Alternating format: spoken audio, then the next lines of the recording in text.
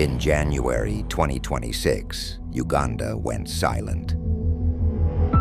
No signal, no voice. At the very moment citizens needed the internet most, access was deliberately disrupted. A nationwide shutdown began on the 13th of January, cutting off millions from communication, information, and participation. This was not a technical failure. It was a coordinated restriction that lasted for days, with social media and digital platforms blocked even longer.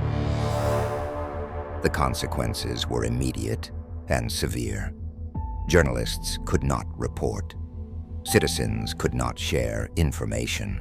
Businesses lost income, and democratic participation was undermined. Internet access is not a luxury. It is essential for freedom of expression, accountability, and credible elections. This report, by Unwanted Witness and the Women of Uganda Network, documents what happened, why it matters, and what must change. Because when the internet is shut down, democracy is shut down.